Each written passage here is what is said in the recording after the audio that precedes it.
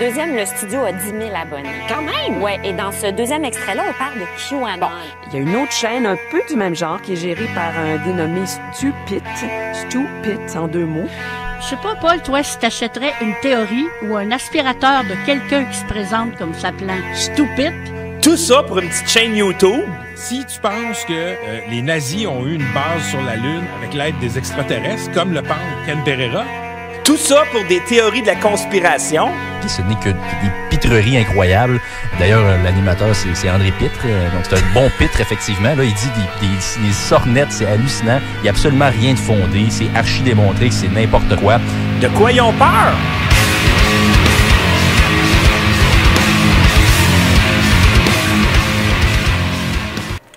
Salut tout le monde, ici André Pitre, j'espère que vous allez bien. Je suis désolé, on est un peu en retard. Imaginez-vous donc qu'on a trouvé une espèce de bug dans l'ordinateur. Lorsque l'ordinateur, mon laptop, est sur la table où je suis d'habitude, il ne marche pas.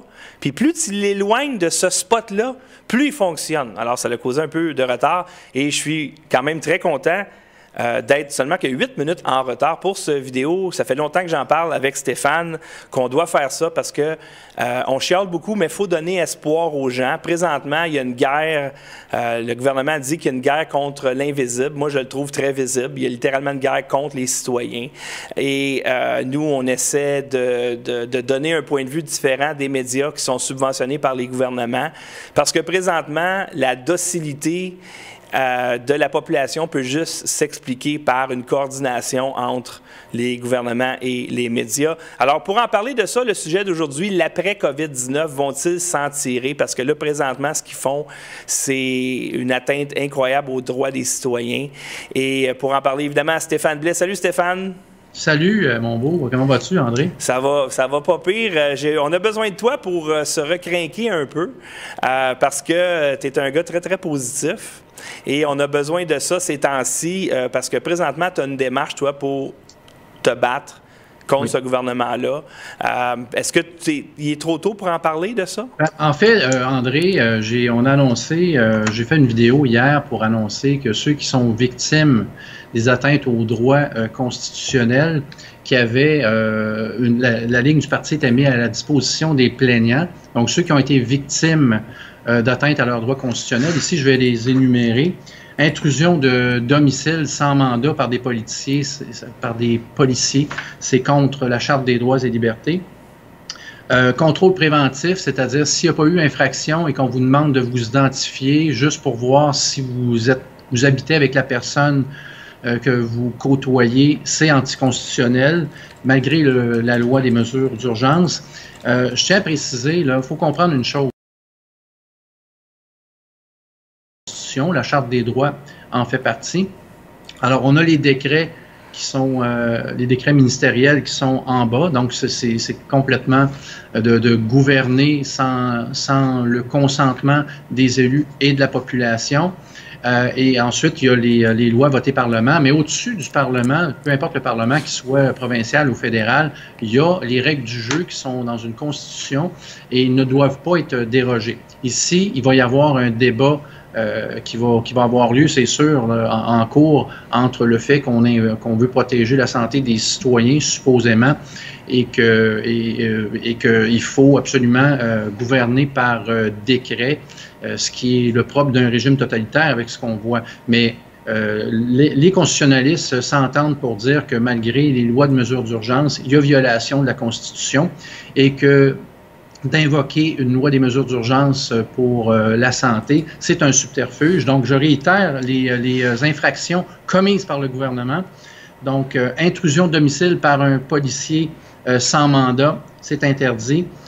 Vous contrôlez sur la rue pour vous demander votre identité pour voir si les gens que vous côtoyez sont des gens de votre même famille, c'est interdit. La mobilité interrégionale et interprovinciale qui fait l'objet présentement d'un confinement va à l'encontre d'un article, je crois que c'est l'article 6 de la Charte des droits. Donc, c'est interdit par la Constitution qui est la loi des lois. Ensuite de ça, ce qui va être invoqué également par les juristes, c'est le confinement excessif, puisqu'il existe des modèles existants où il y a des modèles où il n'y a aucun confinement et les taux de mortalité sont en bas de ceux du Québec. Si on prend par exemple la Corée du Sud, Taïwan et même la Suède, donc toute proportion gardée, si on prend l'exemple de Taïwan, ils ont chacun leurs mesures, là, mais Taïwan, avec 23 millions d'habitants, il y a eu 6 décès. Il n'y a aucun confinement. Donc, encore une fois, ici, je crois que le gouvernement doit faire son mea culpa et cesser j'ai tweeté hier à Legault, je crois que tu as été mis en copie là-dessus, et j'ai cité Anthony Robbins, qui est un de mes modèles. C'est-à-dire que au début, on ne peut pas critiquer le gouvernement d'avoir fermé les frontières et d'avoir confiné, parce qu'on pensait que c'était extraordinairement dangereux. Mais mettons qu'il a confiné avant de fermer les frontières, ce qui est très étrange. Oui, bon. Alors, bref, ce qui a été fait au départ, disons qu'on donne le bénéfice du doute. Par la suite, on voit une évolution depuis plusieurs semaines à l'effet que d'autres pays ne confinent pas et ont de bien meilleurs scores qu'au Québec et on fait preuve de prévention et ont écouté les directives, non pas de l'OMS, qui est un organisme qui n'est pas élu puis qui, on sait, est en conflit d'intérêt avec le financement. On sait que Bill Gates et sa fondation sont le plus grand financier à l'heure actuelle de l'OMS, puisque les États-Unis se sont retirés parce qu'ils ont constaté effectivement qu'il y a un gros problème avec de conflit d'intérêts à l'OMS. Alors, à l'heure actuelle, on ne comprend pas, moi et les juristes, les constitutionnalistes qui ont pris les causes en charge, que le gouvernement du Québec continue, malgré tout, à jouer la carte de l'OMS au niveau des stratégies, alors qu'il y a des modèles sans confinement qui performent beaucoup mieux que ce qui est fait présentement au Québec et au Canada. Alors, j'ai énuméré des points. En passant, il manque un point. Oui, vas-y donc. Un avocat constitutionnaliste. Toi, tu connais les noms, André. Alors, si les gens disent « Pourquoi Stéphane ne dit pas les noms? » C'est une question de stratégie parce que lorsque les cours vont ouvrir, il va y avoir les dépôts, les documents en main propre avec des accusés de réception. Et là, il va y avoir sortie publique. Toi, tu connais les noms et je pense qu'on peut garantir au public qu'il s'agit ils peuvent être dans le top 4 des constitutionnalistes. Mettons, c'est la crème de la crème parce que c'est ça, dans le fond. C'est que dans le moment, le gouvernement s'est tassé pour faire la place à l'OMS. Et là, ils vont faire les clowns à tous les jours devant la télé. Aujourd'hui, la vice-première ministre nous a demandé d'être docile. OK? Ça, c'est un langage que tu utilises avec des chiens et non pas avec des humains. Et moi, ce que je me dis, c'est on va tourner le coin à un moment donné. Et il faut que ces gens-là payent. Mais payent un prix tellement élevé que plus personne n'a le goût de faire ce qu'ils ont fait dans le moment. Alors, est-ce que c'est ça? Y a-t-il un plan comme ça dans votre démarche à vous autres avec cet avocat dont on ne nommera pas le nom? Bon, il y a deux groupes d'avocats. Donc, il y a premièrement le groupe d'avocats de Toronto va travailler avec la Ville de Toronto. Dans le fond, va déposer contre la Ville de Toronto, le gouvernement ontarien et le gouvernement fédéral. Donc, par ricochet, le gouvernement fédéral, ça va concerner tous les Canadiens, dont les Québécois.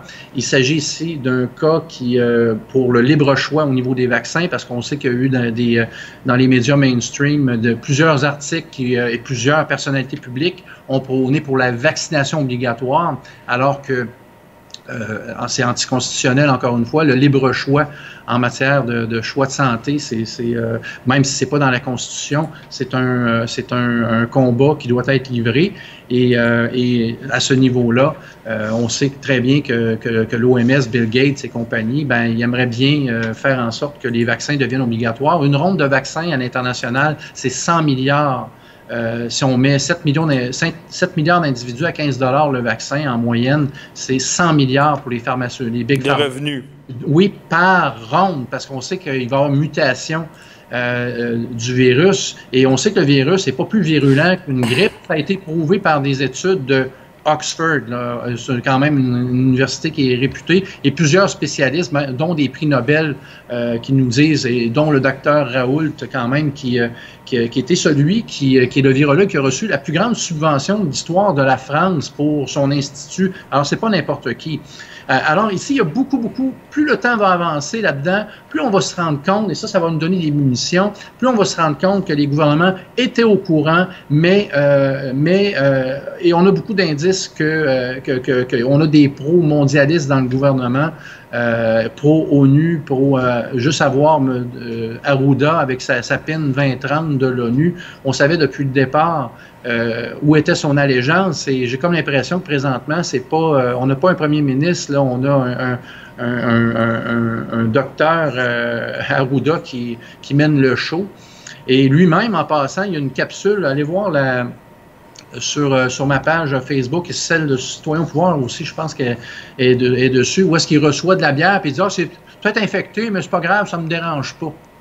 Et donc, alors c'est complètement, il y a beaucoup d'aberrations, et ce qui est fantastique dans cette histoire-là, là, on va donner de l'espoir aux gens, c'est que vous êtes plusieurs à réaliser qu'on est en train de se faire rouler dans la farine, et vous êtes plusieurs à vous éveiller, et c'est pour la raison pour laquelle il y a des attaques à l'égard des médias alternatifs par les médias mainstream.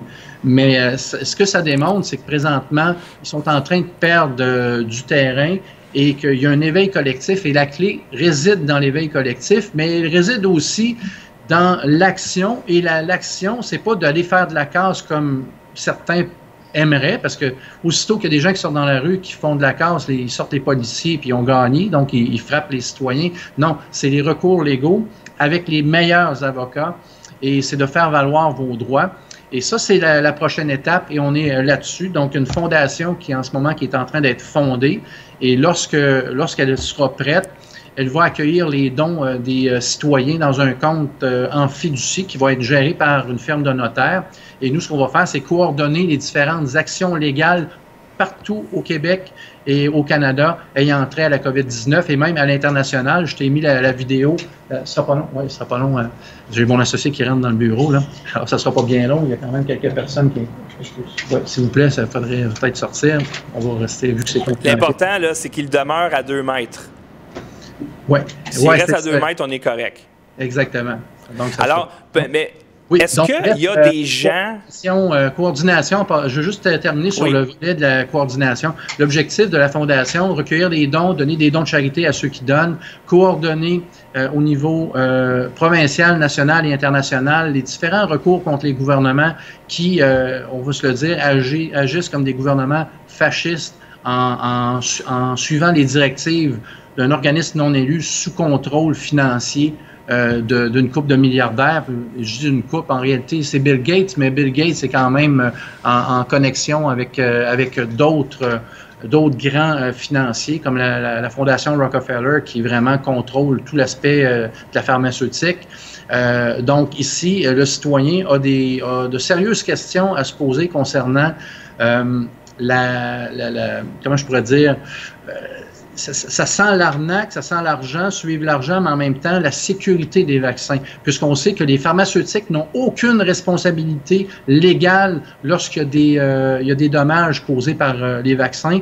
Et on sait que Bill Gates a fait une sortie, c'est encore sur Twitter, en disant qu'il n'est pas question d'aller faire tester pour voir si les vaccins seraient sécuritaires ou non, parce que ça va ralentir le processus. Alors tout ça, moi, je pense Ils sont juste pressés de vous l'injecter puis de faire de l'argent avec. Alors, ce qui est incroyable, c'est qu'il y a des gens là-dedans, comme je prends les médias subventionnés, qui ne posent pas les questions aux politiciens et qui vont avoir de la désinformation, comme j'ai ça ici, comme quoi Trump, mettons, aurait recommandé aux gens de boire du Lysol, du désinfectant. On l'a vu, parce qu'il compte sur le fait que les gens n'écoutent pas les points de presse en anglais. Il parlait ici d'un traitement aux ultraviolets. Et les médias désinforment. Et là, présentement, on a peur. Moi, j'ai pas peur du COVID-19. J'ai jamais eu peur du COVID-19. J'ai peur du gouvernement. Moi aussi. Parce que là, il nous demande d'être docile. En passant, notre premier ministre ne faisait pas partie du point de presse aujourd'hui. Il a envoyé la vice-première ministre utiliser des mots comme docile, conforme, obéissance. Ça, là, je suis tanné de voir Arruda nous parler comme si on avait 4 ans, puis de voir un langage infantilisant. faut comprendre à un moment donné que vos boss, là, les gouvernements, c'est les citoyens. Puis à un moment donné, on va se tanner de ça. Puis moi, ce que je prie pour que les gens se réveillent puis qu'on fasse un grand coup de balai à l'Assemblée nationale. Puis là, je vais partir sur une lancée. À quoi ça sert d'avoir 125 députés qui se cachent dans le coin, qui disent « ça va bien aller », puis tout ce qui s'appelle violation des droits de la Charte des droits, aucun mot là-dessus. Même les candidats à la chefferie du PQ nous disent « ça va bien aller », théorie du complot. Puis là, je parle ici là, de l'humoriste, Nantel, là, je veux dire, wow, écoutez, j'étais même prêt à aller le rencontrer, lui, pour voir si c'était quelqu'un qui avait des couilles. J'avais un grand doute. On a dit on va aller tenter le terrain, mais tu peux être sûr qu'on va laisser faire Nantel. C'est incroyable comment les gens manquent de couilles au Québec. Des couilles. Puis il y a des femmes qui ont plus de couilles que de gars. C'est au niveau imagé. Là. Let's go, on se réveille. C'est l'heure de se réveiller. Là. Donc là, on est tanné. Là. On a un beau pays. Okay? On a c'est magnifique, le Québec. Là. Les ressources naturelles ici, les gens sont d'une gentillesse incroyable, mais la naïveté québécoise, là, on en abuse. Comme j'ai jamais vu ça. Là. Écoute, moi, je te donne un cadre. Okay? C'est la première fois de l'histoire de l'humanité qu'on confine des gens en santé. C'est jamais arrivé. Une quarantaine où tu mets tout le monde en quarantaine, ça n'existe pas. Et ça vient enlever le sens au mot quarantaine. Le mot quarantaine, c'est isoler les malades. Si tu isoles tout le monde, on ne parle plus d'une quarantaine. Alors, ça, c'est première chose. Et là, vu que toi, ça t'intéresse beaucoup, avant de tomber dans la désinformation, ce segment-là, j'aimerais parler avant de quelque chose que tu connais très bien, c'est-à-dire la dette. Oui. La création monétaire ex nihilo. Peux-tu nous donner un ordre de grandeur? Là c'est une crise créée de toutes pièces. Ils nous l'ont dit. Arruda a dit les vieillards qui constituent 90% des décès seraient morts anyway. OK? Mais donne-nous un ordre de grandeur de combien Trudeau, puis je parle du gouvernement Trudeau parce que Trudeau fait fuck all, là. Oui. Ils ont endetté le pays. On est rendu à quoi? 235 milliards. Donne-nous un ordre de grandeur de qu'est-ce que ça représente et qu'est-ce que ça veut dire quand cette crise-là serait terminée comme fardeau pour les payeurs de taxes? Ben écoutez, là, avec si on regarde ce qui s'en vient, là, le cumulatif de la dette là, était aux alentours de 650-700 milliards.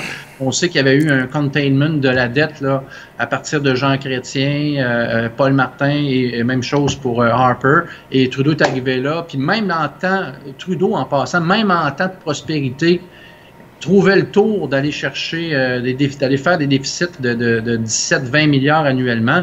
Et là, ben, la grâce est arrivée pour Trudeau et compagnie, puisque c'est aux alentours de plus de 200 milliards de déficit et d'augmentation de la dette au secteur privé, parce qu'encore une fois, on va parler du subterfuge. C'est que présentement, ça rapporte à qui?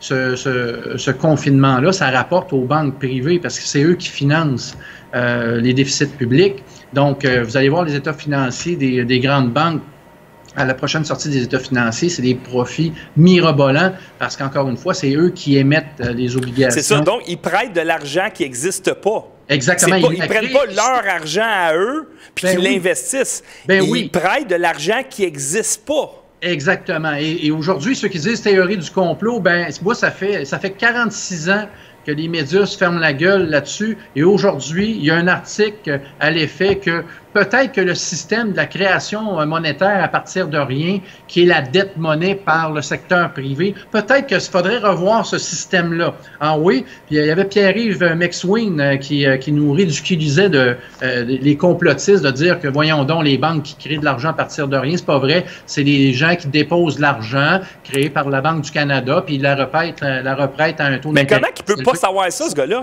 Ben c'est parce que lui, OK, là, c'est un confrère, j'ai pas le droit de le critiquer, mais il sait ce que je pense de lui. OK? Il sait ce que je pense de lui, puis la preuve, c'est quand j'ai écouté cette entrevue-là, parce que vous savez que chez la famille des présumés complotistes, là, il y en a beaucoup qui... on se tient, hein, comme on dit, parce qu'on est là pour la défense des droits des citoyens. Alors, c'est sûr qu'aussitôt qu'il a fait son entrevue, j'ai une dizaine de personnes qui m'ont envoyé l'entrevue, j'ai répondu « Qu'est-ce que tu dis là, toi? » Alors, à ce moment-là, ce que j'ai fait, c'est que j'ai donné le chapitre sur la création monétaire par le plus grand économiste du Canada, qui est Jim Stanford. Okay? Jim Stanford, ça, c'est quelqu'un... Il faut acheter ce livre-là. Petit cours d'autodéfense en économie. Achetez ça, les amis. OK? C'est incroyable. Enfin, quelqu'un qui met ses culottes. Et le gars, c'est un gradué de l'université Cambridge. OK? Alors, je suis allé y mettre l'article sur la création monétaire à l'effet que les banques créent de l'argent à partir de rien, suivent les règles de Bâle, puis que la dette publique est privatisée. Aussitôt, il a enlevé son reportage, puis il m'a bloqué. Ça, c'est la façon d'agir quand on se met les pieds d'un plat ou qu'on essaye de faire la petite propagande. Hein? Tu sais, quand on est payé pour faire de la propagande, moi, j'en reviens pas. Oui, ça rapporte de l'argent à court terme dans nos poches, mais ça nuit à l'avenir de nos enfants. Je ne peux pas comprendre que les gens fassent des conneries de même ou de façon intentionnelle. Je pense que Pierre-Yves, c'est un gars intelligent, là, mais j'en reviens pas. J'en reviens pas. Écoute, on en voit de toutes les sortes dans les médias. On en voit de toutes les sortes, là. De ne pas montrer ce qui se passe ailleurs et de faire débattre sur des panels alors qu'on est en pleine crise. Parce que des gens qui ont des optiques différentes, c'est la pensée unique. La pensée unique.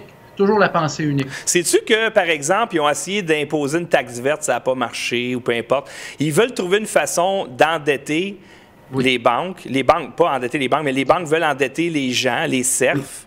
Oui. Pour qu'on soit des esclaves de la dette. Ça veut dire quoi? Quand on va tourner le coin de la crise qui n'a jamais eu lieu en passant, c'est une arnaque incroyable. Et merci à ton groupe. Merci à ton groupe de défendre les citoyens. Mais ça veut dire quoi au niveau de tes taxes et tes impôts quand on va revenir? Parce que 235 milliards de plus. Oui, de plus. OK, déjà qu'il y avait... Trudeau a endetté d'une façon record. Là c'est en plus. Ça veut dire quoi, ça, au niveau de mes taxes, mes impôts? Bien, c'est ce que moi, en passant, comme je vous ai dit, surtout en tout respect là, pour mon ordre professionnel, il y a François Gagnon qui a porté plainte à l'ordre des CPA me disant radier ce gars-là, ça n'a pas de bon sens ce qu'il dit sur Arruda, il n'est pas d'accord avec les politiques. Ça, dans les tout débuts, tout le monde dit « Ah, wow, Arruda, il est beau, il est gentil, Monsieur Tartelette, il est drôle. » Non, c'est pas drôle. C'est pas drôle parce que alors, je l'ai critiqué puisque, naturellement, il suit les directives de l'OMS et disons que ça fait quand même quelques années que je suis dans les dossiers, puis je savais que l'OMS, ben c'est un organisme qui a été souvent critiqué et qui est surtout en conflit d'intérêts au niveau financier. Et qui dit conflit d'intérêts, ben souvent, l'intérêt ira pas au niveau de la santé publique, le bien-être de la santé publique, mais plutôt pour suivre le plan de match, de suivre l'argent. Et le plan de match, c'est tous les gadgets et les vaccins de Bill Gates. On sait que Bill Gates est partout. Là. Il est en Afrique, il teste des puces sous-cutanées qui sont des carnets de vaccination qui permettent d'avoir supposément un super suivi sur ceux qui se font vacciner. Mais et ça se passe en Afrique comme si les Africains étaient des cobayes. C'est complètement aberrant. On sait pourquoi ils sont en Afrique, hein, avec Monsanto. Bill Gates et Monsanto. Bill Gates et l'ancienne compagnie justement, qui est le Archer Consulting, Archer Anderson Consulting, qui était une branche d'Archer Anderson qui a été pris dans le scandale Enron et qui ont été obligés de se dissoudre parce qu'ils détruisaient les dossiers de vérification, là, ceux qui se souviennent du scandale Enron là, énergétique. Là. Bon, alors cette branche-là, elle existe encore, elle a changé de nom justement pour pas qu'il soit perçu comme... mal perçu par le public, mais c'est eux autres, dans le fond, qui travaillent beaucoup en collaboration avec Bill Gates pour développer les puces et tout ça. Puis on a vu dans les articles de TVA Nouvelles et Le Monde en France qu'ils essaient de nous vendre ça, là, la puce pour les vaccins. Ça serait intéressant. Arruda en avait parlé. Ben oui. Il commence comme ça, vous écoute, c'est dans l'heure. Malheureusement, je ne peux pas vous donner ces chiffres-là, on n'a pas de puces. Si le monde avait des puces. Ah oui, c'est toujours glissé là, dans l'humour et tout ça, mais c'est pas drôle. Non. Et, on n'est pas des animaux, puis il n'y a pas question qu'on se fasse pucer. Il n'est pas question qu'on ait la vaccination obligatoire. L'argumentaire, je veux donner l'argumentaire aux gens qui pensent là, que la vaccination obligatoire, c'est bien. OK? Ceux qui veulent être vaccinés, faites-vous vacciner. Ceux qui sont contre la vaccination, ils ne sont pas contre le fait que vous vouliez vous faire vacciner. Si vous pensez que le vaccin va vous immuniser, que vous allez être protégé, alors pourquoi avoir peur de quelqu'un qui ne l'est pas? Réfléchissez à ça. Celui qui ne veut pas se faire vacciner, il n'a simplement pas confiance au système qui est privatisé, hein, parce que c'est des big pharma, on sait qu'il y a plusieurs scandales, des poursuites qui ont perdu pour avoir trafiqué des études dites scientifiques. Moi, ça me fait rire quand ils disent la communauté scientifique, comme si c'était un tout homogène. Okay? Souvent, il y a des scientifiques qui vont être achetés, qui vont orienter les études, justement, pour toucher le cash en bout de ligne. C'est comme ça que ça fonctionne. Donc, il y a des gens qui n'ont pas confiance aux pharmaceutiques. Alors, ce qu'on leur dit, c'est laissez-leur leur libre choix. Et si vous faites vacciner vos enfants et que vous vous êtes vacciné vous-même, bien, tant mieux pour vous. Ayez pas peur de ceux qui ne sont pas vaccinés parce que, présumément, vous pensez que ça va être efficace. Ben oui, si le vaccin il fonctionne, ça ne te dérange pas que l'autre ne soit pas vacciné. Il ne peut pas t'infecter. Tu es vacciné. Exactement. Donc, foutez-nous la paix avec la vaccination obligatoire. C'est encore une fois dans les techniques de follow the big money. J'irai pas jusqu'à dire que, en tout cas, bref, je vais y aller juste côté argent. Ça, c'est très plausible et prouvable. Comment tu te sens, toi, Stéphane?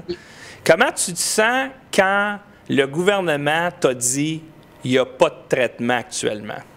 Ben non, il y en a des traitements actuellement, puis il y a plusieurs spécialistes qui le disent, puis la chloroquine, encore une fois, pour ceux qui disent qu'il n'y a pas de traitement, l'armée française a été prise en flagrant délit. Il y a des gens qui ont filmé les envois de marchandises et il y avait des barils de chloroquine et c'était marqué « ça va bien aller » par le gouvernement chinois en français et c'était destiné à des casernes militaires françaises. Parce que ça fait depuis nombreuses années, on sait que je connais des gens qui ont été dans la Légion étrangère française et la chloroquine, ça fait des années que c'est utilisé contre le paludisme et compagnie. Là, et le docteur Raoult, le fameux docteur qui a reçu la plus grande subvention de l'histoire de France pour fonder un institut de virologie, nous dit que, oubliez ça, là, ce virus-là, il n'est pas plus virulent que la grippe.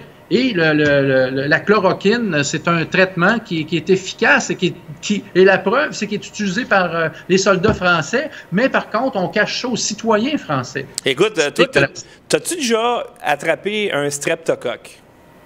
Non. Moi, oui, souvent. OK? Et un streptocoque, ça se guérit super facilement. Super facilement. Mais si tu me traites pas, je vais peut-être crever puis agoniser. Man, tu n'as pas idée à quel point tu agonises. C'est horrible, horrible, horrible. Mais si tu prends le médicament, mettons Zithromax, ça c'est un médicament que j'ai eu, qui en passant fait partie du cocktail là, pour guérir le COVID-19, si tu prends ce médicament-là, il ne rend pas de problème. Alors, de dire, ah, ben tu sais, le COVID-19 c'est super virulent, ben oui, vous ne soignez pas le monde. C'est sûr. Si tu pognes une laryngite ou un streptocoque puis tu ne me donnes pas de médicaments, éventuellement, je vais me ramasser avec un respirateur. Je vais peut-être crever aussi. Oui. Je veux dire, de dire qu'il n'y a pas de traitement, est-ce que tu trouves qu'à la limite, c'est criminel?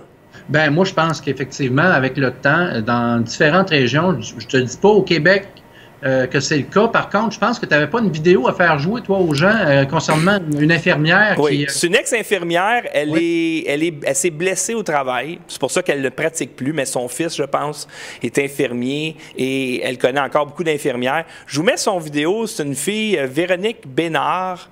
Et ce qu'elle dit, dans le fond, c'est que présentement, il y a des gens qui souffrent dans les hôpitaux et les CHSLD parce qu'il manque de produits. Je vous mets la vidéo, ça dure à peu près, en tout cas, un extrait, puis je vous reviens tout de suite. Ils vivent ça tout seuls. Puis le gouvernement, il nous vend comme un arracheur de dents. Ils disent à tout le monde qu'il y a du matériel, que c'est pas vrai. J'ai des amis qui ont été obligés de signer des papiers comme quoi leur syndicat les a obligés à signer ça parce que sinon, il y a des menaces de représailles. S'ils allaient dire aux gens leur réalité. Il n'y a plus de matériel pour soigner les patients. Il n'y a plus de Versed. Savez-vous c'est quoi du Versed? Du Versed, on sert de ça. Si vous avez une fracture ouverte, vous allez à l'urgence, là. On va vous l'arranger, la fracture, mais on va vous donner du Versed.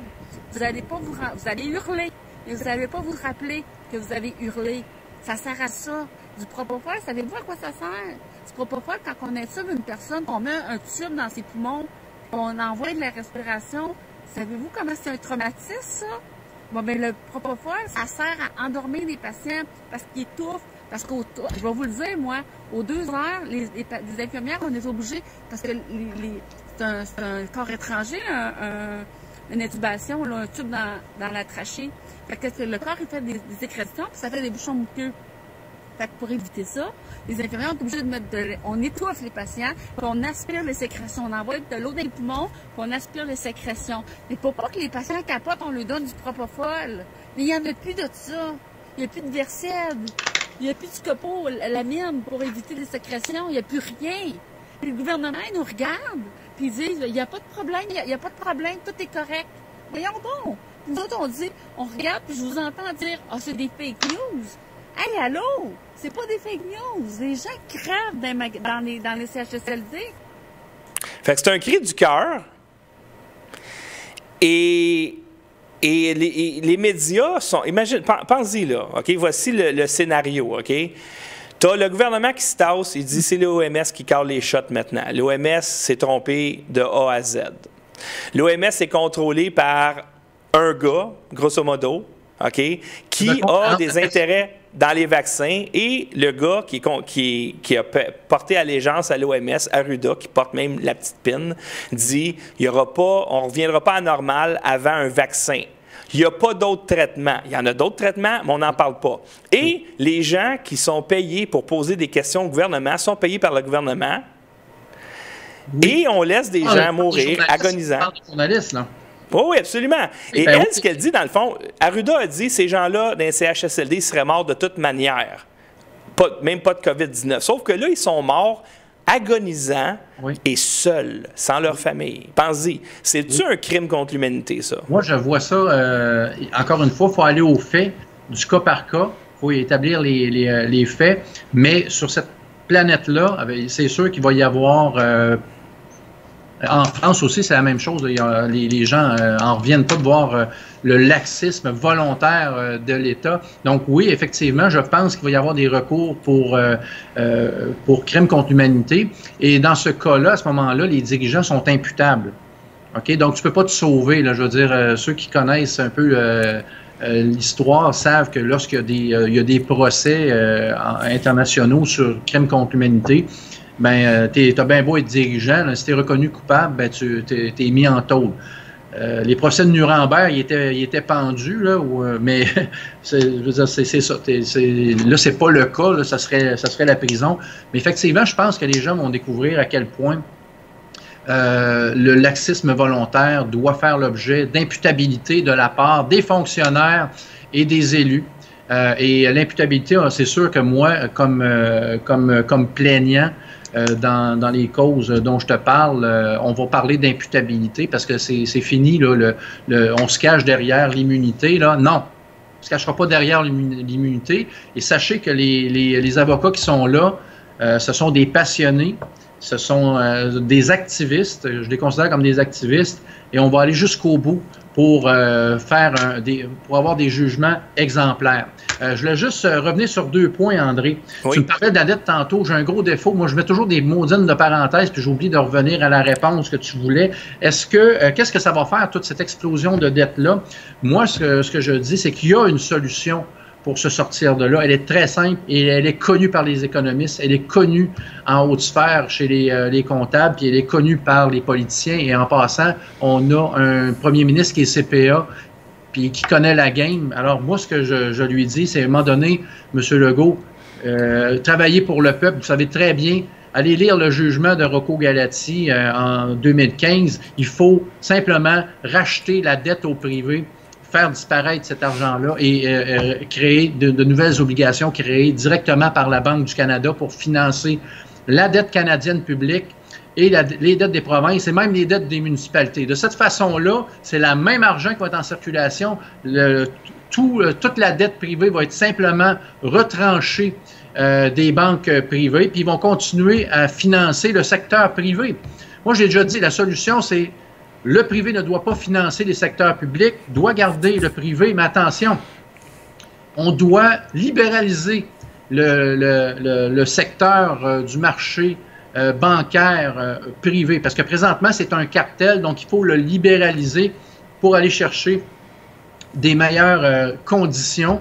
Et il n'est plus question dorénavant, une fois qu'on aurait refinancé avec la Banque du Canada les dettes du secteur public, il n'est plus question que le privé mette ses pattes sur ce secteur-là. Et ce que ça va donner, c'est des économies d'intérêt comme au Québec, selon le dernier état financier. C'est 11 milliards qu'on jette aux poubelles en intérêt en donnant ça aux banques privées, alors qu'on pourrait se le verser à nous-mêmes si on le verse à la Banque du Canada, puisqu'on a une ristourne sous forme de dividendes au niveau des profits. Parce que la Banque du Canada, on est chanceux à ce niveau-là, elle appartient à 100% au gouvernement du Canada. C'est dans les états financiers de la Banque du Canada, mais présentement, ce qui arrive, c'est que le gouvernement du Canada dit « Regarde, moi, j'interviens pas dans les affaires de la Banque du Canada, c'est le gouverneur et les élus de la Banque du Canada et les gens nommés de la Banque du Canada qui vont gérer la politique monétaire. » Donc ça, ici, il faut que ça cesse. Puis il y a le même problème aux États-Unis avec la Federal Reserve, mais elle est privée. 2 tiers des actions appartiennent au secteur privé, 1 tiers au gouvernement des États-Unis. Il y a, évidemment, les citoyens commencent à être écœurés pas mal, mais il y a un groupe de jeunes dans un parc de skateboard à Trois-Rivières, ou dans la région de Trois-Rivières, qui ont vu arriver TVA Nouvelles, oui, l'équipe de fin de semaine, oui, et qui ont décidé de riposter à la place, de leur montrer, regardez ces gens-là. N'oubliez pas, là, ils ne sont pas de votre bord. Le gouvernement, il est contre vous autres. Il vous traite comme des enfants, OK, des enfants en bas de 5 ans, là, pas des enfants de 8-9 ans. Et ils ont leur milice, peut-être que le mot est fort, mais quand même, qui payent pour aller intimider ceux qui n'écoutent pas ce que le gouvernement a dit. Il y a des jeunes qui ont dit « C'est assez, je vous mets un petit extrait, c'est toute beauté, c'est devenu super viral, je vous mets ça. » Bonjour les amis, ici nous avons TVA. 2 gens qui viennent filmer des jeunes qui sont peut-être pas à 2 mètres de distance, mais leurs objectifs, après ça, c'est montrer dans leur propagande que les jeunes sont à risque. Et après ça, on va fermer le skatepark. Regardez les jeunes. Les jeunes sont heureux aujourd'hui. C'est quoi votre nom, madame de TVA? C'est quoi votre nom? La police, il y a 3 fois par jour. 3 chars de police, 2 chars de police par police. C'est vrai, ça. Ils viennent tout le temps, puis ils l'ont dit, qu'ils ne veulent juste pas fermer le parc. Alors, y a-tu... Eux autres, les médias vont payer, ils payent présentement, il y a de moins en moins de gens qui les écoutent, les gens s'aperçoivent que c'est des menteurs, écoute bien, là, Rich Tenderness qui s'en va dire, c'est épouvantable, le président américain, il a dit de boire du Lysol, là. Tu sais, eux autres, ils vont payer le prix de par l'exode de leur public. Oui. Maintenant, est-ce qu'il pourrait y avoir des actions contre les médias quand même? Et qui devrait payer le prix de cette trahison-là envers le peuple? Quel devrait être ce prix-là? Puis, c'est-tu possible? Parce qu'on sait, là, c'est corrompu de A à Z. Les politiciens sont corrompus, les avocats sont corrompus, les juges sont corrompus, les cours, le système judiciaire qui inclut la DPJ, qui inclut les services de renseignement, de police, c'est corrompu, c'est tout du monde qui se tienne ensemble. Tu pognes un avocat constitutionnaliste, peu importe sa réputation, il peut-tu vraiment faire une coche dans ce système-là? Y a-tu des gens qui vont payer, puis s'ils payent, ça va être quoi le prix? Bien, en fait, faut faire comme dans toute chose, il ne faut pas, André, généraliser ça à tout le monde. Okay? Parce que des journalistes qui sont dans les mainstream ou des animateurs radio qui sont dans les mainstream, mais qui sont très mal à l'aise face à la façon de faire de leur employeur, il en existe, on les nommera pas, on sait de qui on parle, puis on vous dit de continuer votre bon travail. C'est pas facile ces temps-ci. Maintenant, il y a quand même, là, faut pas oublier qu'il y a des jugements qui sont favorables, là, on dit corrompus. Si on prend par exemple aux États-Unis, la vaccination obligatoire a été bloquée par la Cour suprême grâce au beau travail de Robert Kennedy Jr., qui est le fils de Robert Kennedy qui a été assassiné.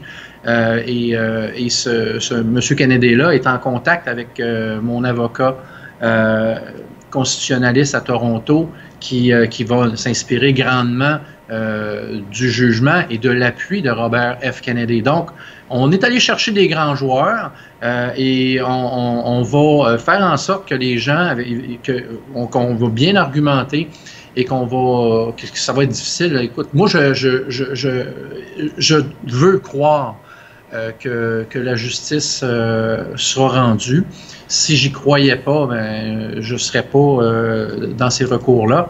Et ça va faire la lumière également, parce qu'on sait que quand on est en cours, on va avoir accès à tous les argumentaires des parties, et vous allez voir des témoignages et des preuves et des spécialistes qui vont parler, qui vont shaker le pommier, comme on dit. Donc, je pense que l'étape, André, c'est de prendre un recul puis d'avoir espoir que dans un système, il existe des bonnes personnes. Moi-même, je fais partie d'un ordre professionnel. Je suis une bonne personne. Et des bonnes personnes, il y en pleut dans mon ordre professionnel, puis il y en pleut chez les avocats, puis il y en pleut chez les notaires. C'est simplement qu'à un moment donné, on est habitué de toujours se dire « Ouais, mais si je parle, il pourrait-tu m'arriver quelque chose? » Et ça, André, tu sais qu'est-ce qui se passe présentement? Je le vois, il y a des sorties. Là. Il y a même un urgentologue là, qui est sur Twitter, que je vais te taguer dessus, là, qui dit là, c'est assez, là, le confinement, parce que la grippe, c'est pas plus dangereux qu'une grippe. Là. Puis, on l'a fait jouer, c'est un urgentologue en Californie. Okay. Qui dit que ce qui se passe dans le moment, c'est que vous empêchez les gens de se bâtir un système immunitaire. C'est ça. Et qu'en Californie, eux autres, ils testent. OK? Au Québec, on ne teste pas. Fait que les chiffres qu'ils nous donnent, c'est n'importe quoi, on le sait, là, mais il n'y a aucune référence. En Californie, ils testent. Alors, ils regardent de ceux qui ont été testés positifs à la COVID-19, il y a 0,03 des gens qui en sont morts. Est-ce que c'est une raison pour confiner une population au complet, alors qu'une quarantaine s'est jamais faite dans le passé avec des gens en santé? Le confinement excessif va être un autre argumentaire aussi chez nos avocats. C'est-à-dire qu'on peut cibler les personnes à risque avec des systèmes immunitaires faibles dans le spectre des âges, et on sait que la grippe et le COVID-19 est plus virulent chez les personnes de 80 ans et plus, ça c'est clair, de 70 ans et plus aussi. Mais on a vu les statistiques de 49 ans en descendant, c'est pratiquement nul. Puis chez les enfants, c'est nul. Et ça, c'est un autre point que je veux aborder avec toi. Et ça vient me chercher. J'ai une fille, je dis ma petite fille, mais vraiment, je suis papa d'une grande fille, que je vais dire, de 3 ans et demi, mais je refuse de la voir évoluer dans une garderie ou dans une école primaire dans laquelle elle va porter un masque, puis elle va respecter des règles de distanciation. Ça n'a pas de maudit bon sens. Ça attaque pas les enfants. Et ce que ça va faire, par contre, c'est créer certainement un traumatisme psychologique chez les enfants et chez les parents. C'est quoi le but, là? Est-ce que c'est ça, le but, d'essayer de casser la population? Okay. Ben écoute, c'est pas la première fois un ennemi invisible. Tu sais, à une certaine époque, c'était les communistes, c'était la menace de la guerre nucléaire. C'était là, ils ont trouvé l'ennemi parfait. On dit n'importe quoi ces chiffres. On peut pas voir. Ils ont le bras dans le tordeur. Oui. Ils essayent présentement de faire du damage control, c'est de contrôler les dommages. Écoute, la population doit aller au bat parce que là, comme tu dis, il y a à Taïwan, qui a une population beaucoup plus élevée que nous autres, pas de confinement, puis ils ont à peu près pas de cas. 23 millions, 6 décès. Oui, c'est ça. Et en Afrique, vous regarderez les chiffres, il n'y a à peu près pas de décès. Pourquoi? Parce que la chloroquine est vendue dans les pharmacies là-bas. Oui. Alors, là, à un moment donné, là, le retour à la normale n'est plus possible. Écoute, si là, vous ne sentez pas le régime totalitaire dans le moment, puis qu'on ne fait pas ce que l'histoire nous a appris, c'est-à-dire une révolte incroyable, et que des gens doivent payer le prix, on est littéralement sur le bord du précipice de la Roumanie de Ceausescu, puis de la Corée du Nord, puis etc. Oui. On est littéralement sur le bord du précipice. Quand c'est rendu que la vice-première ministre vous demande d'être docile, là, puis qu'il n'y a pas un esti de journaliste qui a dit pensez pas que vous allez un peu fort en demandant aux gens d'être dociles et conformes et obéissants. Vous ne trouvez pas que c'est un petit peu fort à rien? Non. Et en passant, les journalistes, il y a beaucoup de gens. OK, on va régler deux choses.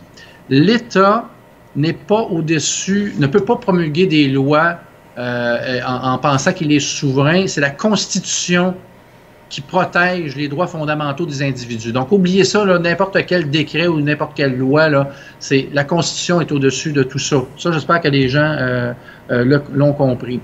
L'autre point, mon Dieu, je viens de perdre mon idée. Et mon Dieu. Tu parlais en fait ils sont pas au-dessus des lois, ces gens-là. OK, là, présentement, Arruda a dit « ma ministre ». Hey, ça te donne-tu une idée de leur arrogance? Incroyable.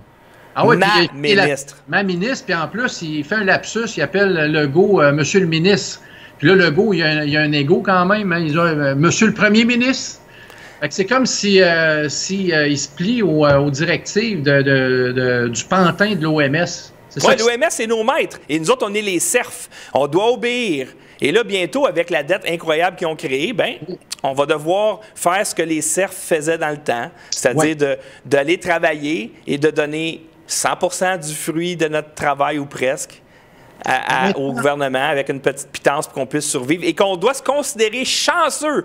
Quand ils vont nous ouvrir... Oh, là, vous avez le droit d'aller jusqu'au parc à 2 mètres de distance, 3 à la fois. Oh, merci, gouvernement. Merci. Merci beaucoup de nous redonner 0,1% de nos droits qui sont garantis dans la Constitution. Et vous prenez la Constitution puis vous vous torchez avec. C'est ça qui se passe. C'est ce qu'ils font.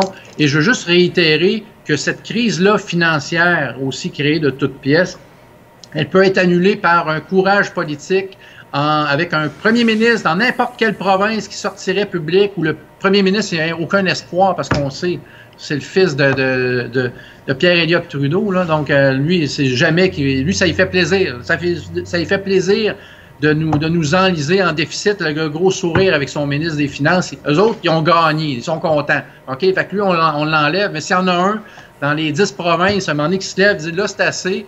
On va demander au gouvernement fédéral d'utiliser la Banque du Canada qui nous appartient à 100% pour refinancer toutes les dettes publiques, OK, puis les retrancher au secteur privé. On vient de régler le problème. Okay, même si ça aurait explosé, le seul truc que ça aurait fait, c'est de créer plus de masse monétaire en circulation.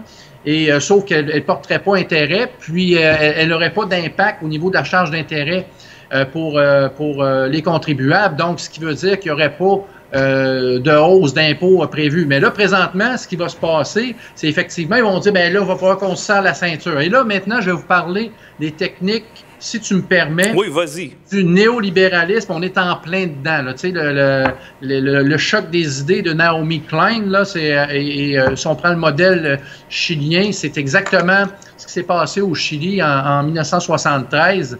La technique, c'est simplement qu'il y a un dictateur qui est en place, puis après ça, hey, ça va pas bien.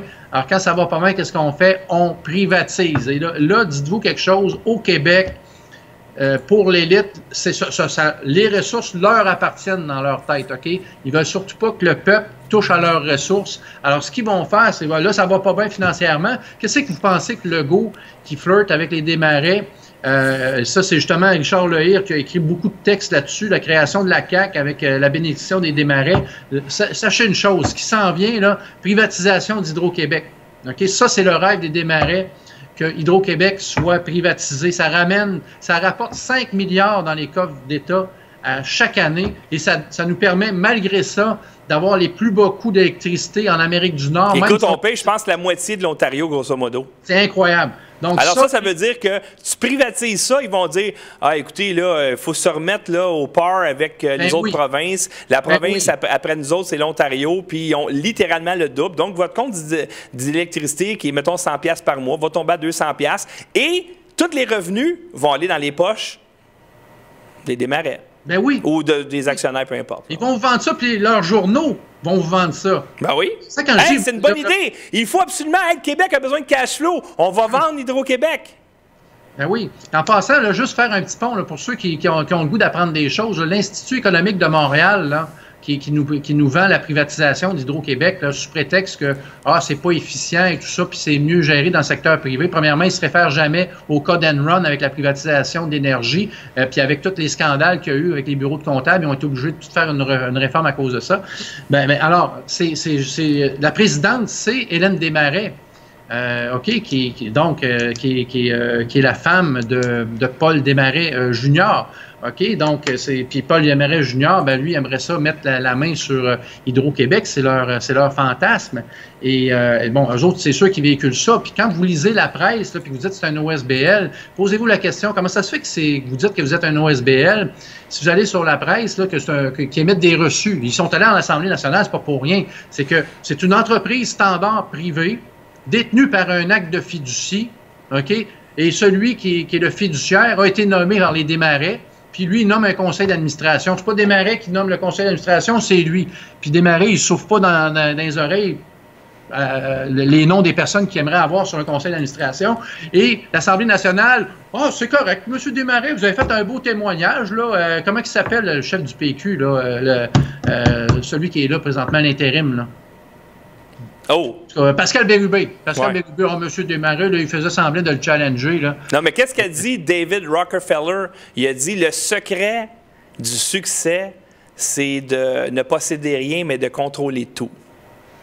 Et c'est exactement ça qui se passe. Ben, en fait, les Rockefeller, là, en passant, c'est bon ce que tu dis. Allez voir Forbes 500 puis allez voir Fortune 500. Comment ça se fait que les grandes familles pétrolifères et de banquiers n'apparaissent pas dans le top 50 des plus riches de l'humanité? Expliquez-moi ça. On met Bill Gates, on met le patron là, qui est d'Amazon et compagnie, mais les Rockefeller sont pas là, les Rothschild sont pas là, les Morgan sont pas là, la famille Rhodes, qui était propriétaire des mines de diamants en Afrique du Sud, sont pas là. Hein? OK?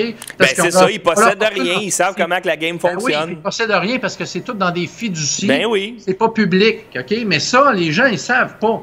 OK? Fait que là, on met le focus sur qui? Sur les marionnettes de ces gens-là qui sont très riches aussi, mais qui sont riches parce qu'ils ont eu le consentement de ces gens-là. On parle de Bill Gates, on parle de Soros qui a trahi son propre peuple, qui est lui-même d'origine juive, puis ça lui faisait plaisir dans une entrevue donnée, je crois, à CBS, de dire que non, il n'y avait pas de remords de conscience, lui, de vendre ses frères aux nazis. OK? C'est lui, en passant, qui chapeaute la fondation Global Citizen, qui nous font des beaux shows avec Lady Gaga, là, puis Trudeau avec son beau gilet Global Citizen. Tout le monde réuni à la maison. Imagine comment il rit de toi. En passant, on va terminer l'entrevue bientôt. Je voulais juste pas oublier de remercier les gens qui font des dons studio, parce que là, il y a des gens qui disent dans le chat comment je fais pour vous aider. Je sais que votre regroupement, vous allez faire un appel aux dons et inquiète-toi pas que je vais être là pour vous supporter là-dedans. Donc, je voudrais remercier les gens qui ont fait des dons récemment au studio. Il y a Yann Provencher qui nous a fait un don de 1,14 $, Lucie Desmarais, 10 $, Roseline Triles, 17 et 17 $, Michel Laflamme, 20 $, Marc-Olivier Dessert, 5 $, Danny Dorman, 10 $. Au niveau Interac, il y a un petit peu, on a reçu un don tantôt. Stéphanie Duguay-Paul nous a fait un don de 20 $. Raymond Desbiens, 35 $. Maxime Tremblay-Bouliane, 20 $. Sonia Fortin, 17 et 45 $. Et Christian Bergevin, 50 $. Pour nous aider, vous pouvez faire des dons. Les adresses sont dans la description de cette vidéo-là. Ça peut être fait par PayPal. Je vais faire un appel à tous. André Pitt, là, c'est un des pionniers, sinon le pionnier au Québec, OK, des médias alternatifs. Le contenu et la qualité de son travail est exceptionnel et vous vous devez de contribuer à ce type de médias-là qui me permet, moi, de vous parler. Vous dire, ça peut être intéressant d'avoir des gars comme Stéphane Blais, mais si André Pitt n'est pas là, je ne peux pas vous parler. Alors aujourd'hui, là, OK, ceux qui sont en moyen, là, moi, je ne vous demande pas de donner 1 piastre ou 5 piastres, qui est la capacité de ceux qui sont capables de donner ça. Et je les en remercie. Mais il y en a qui sont capables de donner 100 $, puis aujourd'hui, je vous mets au défi de donner 100 $. Puis je souhaite que vous le fassiez. Parce que vous avez aimé l'émission avec Gilbert Thibodeau, mais celui qui est en arrière de Gilbert Thibodeau, OK, à la console, qui synchronise tout ça, c'est André Pitt, c'est le studio. Donc aujourd'hui, je vous dis, si vous aimez les émissions qui vous permettent de vous éveiller, puis d'avoir des gens qui n'ont pas peur de vous parler, puis qui n'ont pas peur d'agir, c'est grâce à des gens comme André Pitre. Puis moi, aujourd'hui, je vous demande de payer pour une police d'assurance. Puis une police d'assurance, c'est avoir l'assurance que si on a des choses à dire, qu'on va pouvoir les dire sans être censuré. Et c'est ça qu'André Pitre fait. OK?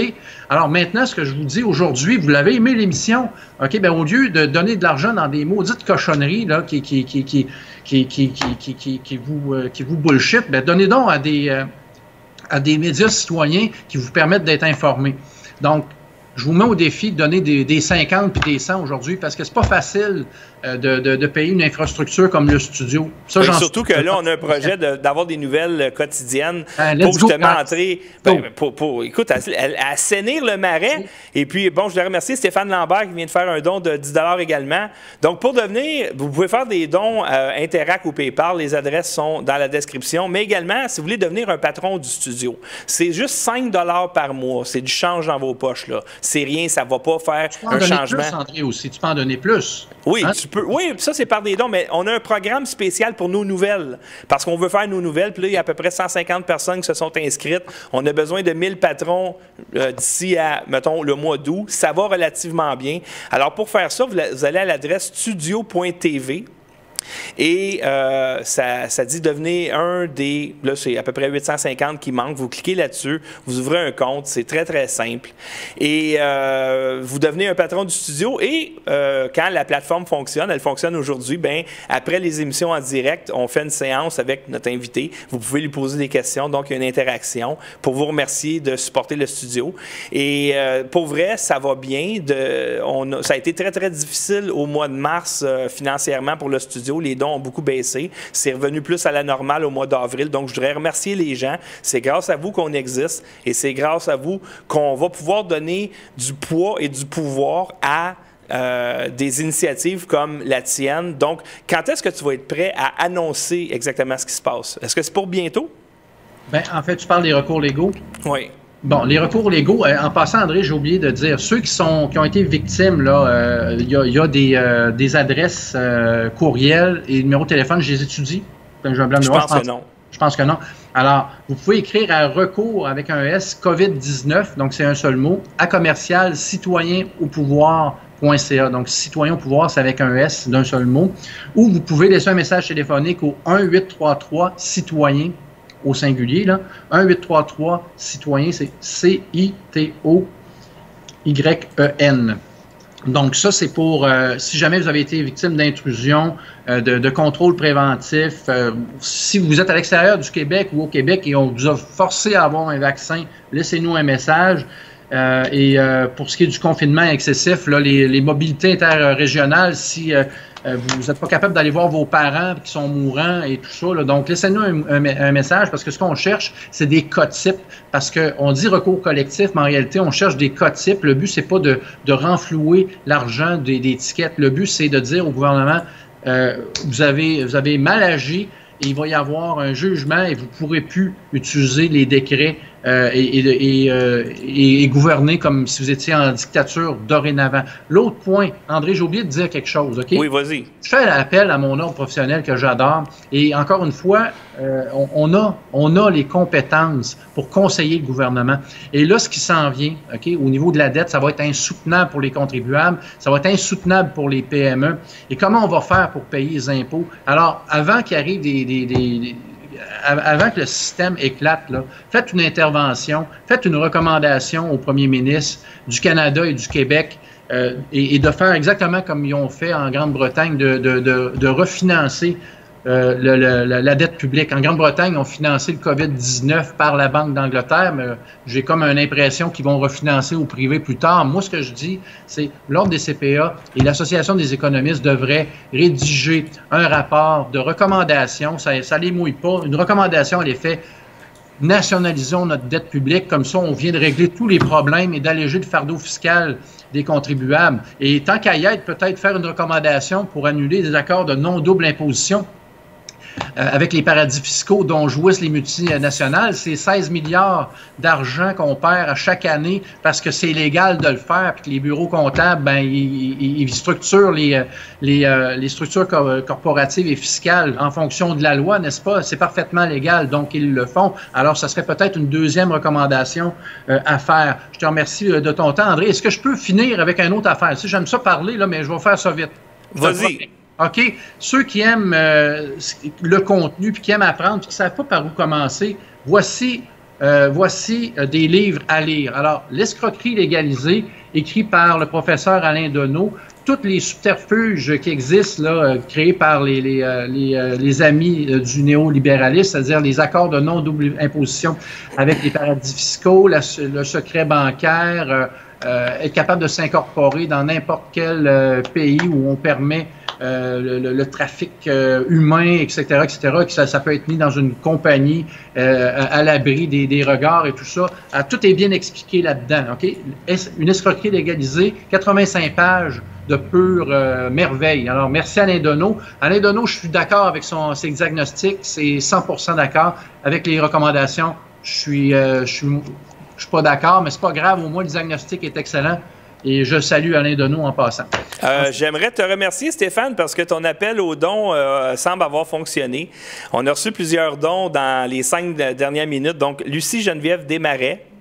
Je ne sais pas si elle est de la célèbre famille Desmarais. Écoute, vous avez le droit de donner. Hein, si vous êtes de la famille Desmarais, déliez votre bourse et puis on vous remercie. Oui, appelez votre fiduciaire pour retirer de l'argent parce qu'on sait que vous n'avez pas une scène sur vous autres. Mais elle nous a fait un beau don de 19 $. On vient de recevoir juste, c'est chaud, ça vient de sortir, Régent Brousseau avec un don de 25 $. Il y a une compagnie à numéro ici qui nous a fait... attends une minute, question...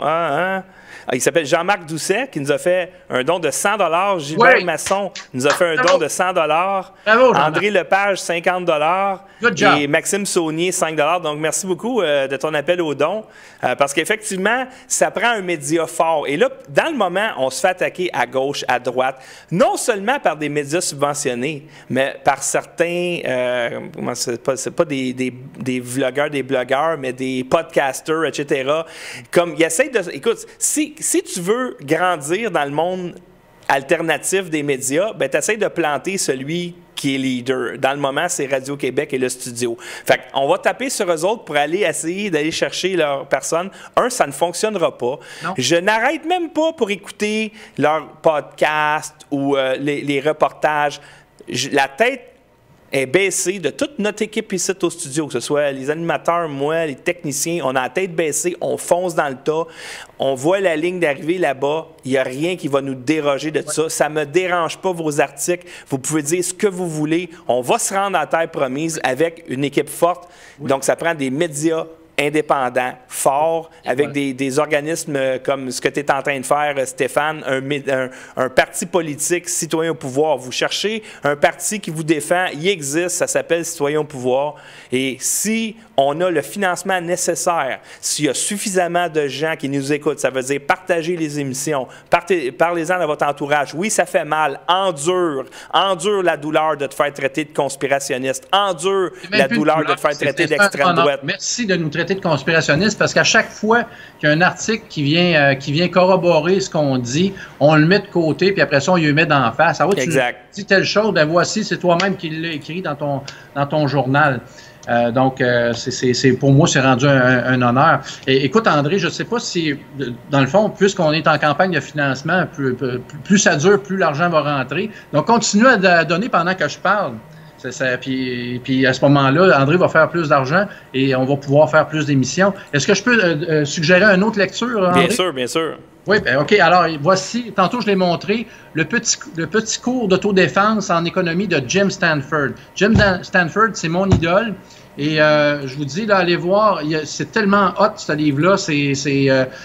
Puis moi, la première place où je suis allé pour voir si le gars, il était vraiment de notre côté, du côté des citoyens, c'est le chapitre sur la création monétaire. Donc, le chapitre 17 décrit clairement comment ça fonctionne. Alors, j'ai dit, si le gars complique pas les choses puis explique ça clairement pour quelqu'un qui n'est pas un initié d'économie, c'est qu'il est du côté des citoyens. Donc, Jim Stanford, vous êtes génial.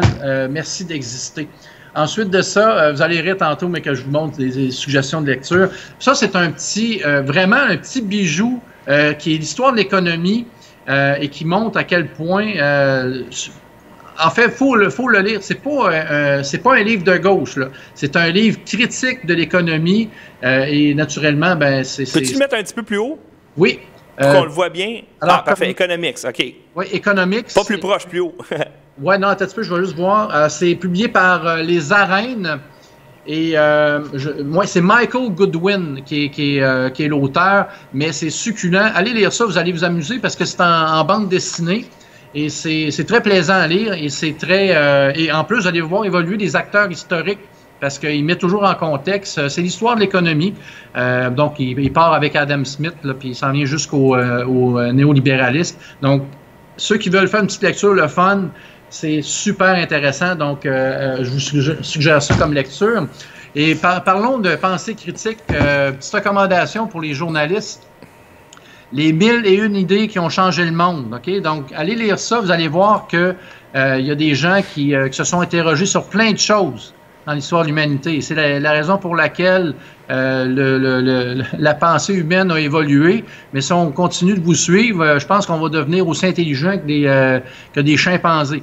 OK, donc, allons-y avec les 1001 idées qui ont changé le monde. Alors, ça parle de l'histoire des meilleures idées. Donc, en parlant de l'idéalisme de Platon, de Descartes et compagnie. Donc, quelqu'un qui veut se faire une idée sur les grands penseurs, tant au niveau philosophique que politique, que économique, excellent recueil. C'est... préface d'Étienne Klein, c'est sous la direction de Robert Harp, édition très carrée. Donc, je vous suggère fortement, c'est vraiment génial, puis c'est une page par sujet. Fait que c'est vraiment cool. Vous voulez vous instruire, donc une soirée, vous lisez une petite page, puis vous avez le topo. C'est qui Machiavel? C'était quoi sa façon de penser? Donc, vous allez lire sur Machiavel, vous allez savoir en quelle année il a écrit Son Prince, et puis vous allez évoluer avec ça. Excellent. Écoute, je voudrais remercier. Il y a d'autres dons qui sont rentrés pendant que tu parlais. Merci encore une fois de ton appel aux dons. Benoît Trudel nous a fait un don de 25 $. Hugo Baudry nous a fait un don de 50 $. Enrico Miville-Pilote, 20 $. Michel Landry, 10 $. Janine Mingui, 25 $. Bravo, les amis. Vicky Fleurant, 10 $. Il y a des gens qui nous ont fait des dons sur la plateforme. Malheureusement, je ne peux pas voir votre nom. Mais j'ai une autre émission à 8 h ce soir avec Dan Adlumen, où on va parler des derniers drops de QAnon. Et si vous m'envoyez un courriel avec votre nom, puis le don que vous avez fait, je vais pouvoir vous mentionner dans cette émission-là. Et ceux qui vont continuer à faire des dons, je vais vous mentionner dans l'émission de ce soir. Et Caroline Mailloux qui nous a fait un don de 100 $. Eh bien, Caroline... Je crois que tu la connais, Caroline. Caroline, là, je vais vous dire, là, on ne dévoilera pas le nom de la fondation qui va être créée, mais elle va être administratrice de la fondation avec moi. Et c'est une personne extraordinaire écoute, je suis vraiment privilégié d'avoir rencontré cette personne-là. Une érudite, une femme de network, elle est contactée partout, une passionnée et surdiplômée. Là, je crois qu'elle est au post-doctorat, quelque chose du genre là, en recherche. Là. Donc, c'est toujours un honneur dans les temps de crise de voir à quel point les activistes se rassemblent et communiquent leur passion de la société. Et chers citoyens, c'est ça qui est fantastique, c'est que voyons la crise comme quelque chose de positif parce que on regrette que ce soit arrivé, oui, mais tant qu'à l'avoir vécu, le positif de ça, c'est que on se rassemble, on s'unit et on fait front commun. Et même si on y va dans les petites choses du quotidien, remarquez à quel point les gens dans vos quartiers marchent, se saluent, sont plus dans les rues. On sent qu'il y a une solidarité, qu'il y a une connexion, qu'il y a une communion entre les citoyens. Et ça l'élite aime pas ça. Alors, moi, ce que je vous dis, c'est communier ensemble, soyez des frères, soyez des sœurs, éveillons-nous et soyons, faisons front commun de façon pacifique pour une fois pour toutes, être propriétaire de notre société et faire valoir nos droits et surtout faire en sorte qu'on établisse les règles du jeu de façon permanente pour donner un bel avenir à nos enfants. Et je vais conclure sur ça. Ça, c'est un petit clin d'œil que je veux vous faire parce que je suis un amateur de lecture. J'ai acheté ce livre-là, ça fait à peu près une dizaine d'années et ça va vous faire rire. Hein? Est-ce que vous... OK. Le titre, c'est Donald Trump, Think Big. And kick ass. C'est Trump qui a écrit ça? C'est Trump qui a écrit ça. Oh, ça me prend ce livre-là. En passant, avant de terminer, merci beaucoup Martin Sorel, Duchin, 100$ et Gandalf Obraham, 100$. Bravo. Je crois que je vais devoir t'inviter plus souvent, mon cher Stéphane. On va peut-être avoir... Écoute, les nouvelles, on le fait quand on est prêt. Hein? Alors, plus qu'on reçoit de dons, plus qu'on va être prêt vite. Mais on a acheté le mois passé un équipement de plus de 5 000 $. J'ai investi un autre 1 000 $ ce mois-ci. Là, ce qui nous reste, qu'on a besoin vraiment, c'est une caméra pour le terrain qui est grosso modo 5 000 $ et une affaire comme 3 000 – 4 000 de storage. Parce que là, c'est des 10 dur, tout le kit. Et ensuite, ça va être une équipe de terrain, tout ça qu'on va devoir payer. Alors, on tourne le coin, là, on approche, puis on approche rapidement. Alors, plus que vous nous aidez, plus qu'on va être capable d'arriver là rapidement, mais ça va prendre des nouvelles quotidiennes. Et comme je vous dis, on se fait traiter de conspirationniste d'extrême droite, de fou. Je m'en sac, on fonce, on s'en va là-bas à la ligne d'arrivée, puis on a besoin de gens avec nous autres. Puis oui, endurer le fait de vous faire traiter de non, puis tout vous faire discréditer. On ne va pas arriver à la ligne d'arrivée si on s'arrête à toutes ces petites mouches-là qui tournent alentour de nos têtes, parce que ce sont des mouches et rien de plus. Je veux juste aussi dire une chose. Les gens, là, moi, pour avoir été candidat à la mairie, puis également candidat dans les campagnes électorales, j'ai eu le privilège... pas un gros privilège, de côtoyer les carriéristes politiques et ce sont des couleuvres, des gens peureux, ils fuient le débat. Et dites-vous quelque chose, ceux qui sont au-dessus d'eux autres, là, s'ils étaient si puissants que ça, on eux verrait la face. Ils ont peur, ils se cachent. Ben oui, ils se cachent. Le parti conservateur. De bras, puis par le valet. Dites-vous quelque chose, le jour où la population va vraiment comprendre le topo de ce qui se passe, là, ces gens-là là, vont faire dans leur culotte, puis on va aller les sortir de leur cage dorée pour les foutre en prison. Okay? La démocratie, c'est lorsque les gouvernements et les politiciens ont peur du peuple. Et là, présentement, on se fait traiter d'animaux en soyant dociles, d'enfants, et on ne fait rien. Ils gagnent. Ils gagnent. Présentement, ils gagnent. Si on veut gagner, il faut se lever de bout, puis il faut endurer. Alors... écoute, en passant, dites-vous quelque chose, il y a des modèles de peuples démocratiques qui sont sortis dans la rue, qui ont fait sortir les gouvernements, même s'ils étaient élus, ils ont fait sortir des parlements, ils ont fait un reset, puis ils ont reparti une élection, et ils ont mis une poursuite contre les banquiers. Ils ont poursuivi les banquiers, puis ils ont mis en prison. Mais j'espère qu'on ne sera pas obligé d'aller là parce que je crois quand même dans le processus démocratique. Mais une chose est sûre, c'est que... Les gens qui sortent dans la rue, puis qui, à un moment donné, après toutes les étapes, si on sort dans la rue, puis on dit, on ne croit plus Écoute, les 125 députés qu'on a présentement à l'Assemblée nationale, là, OK, ils sont où, puis qu'est-ce qu'ils ont à dire, à part que de dire ça va bien aller, là c'est pas ça. Là, à un moment donné, ça prend des... Faut qu'on nous démontre qu'on est là pour être critique puis se poser des questions. OK? Mais dites-vous quelque chose, il y a des modèles existants qui existent, comme l'Islande, où les gens sont sortis dans la rue, puis ont fait ce qu'ils avaient à faire. On n'est pas encore dans la rue, on va y aller avec les recours légaux. Mais à un moment donné, on aimerait ça aussi que le gouvernement fasse son mea culpa, puis dire, regarde, OK, là... Ils ne feront pas, Stéphane. C'est bien trop gros la gaffe qu'ils ont faite.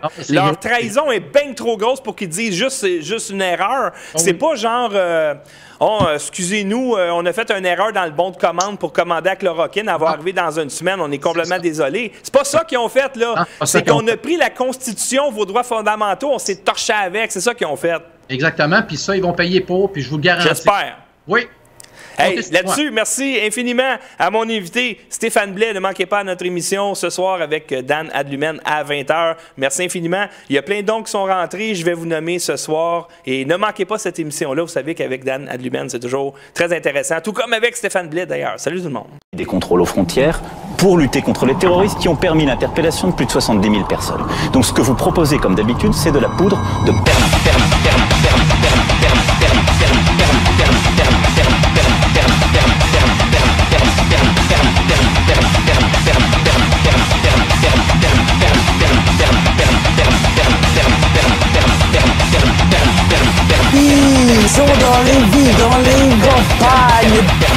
sur les réseaux sociaux.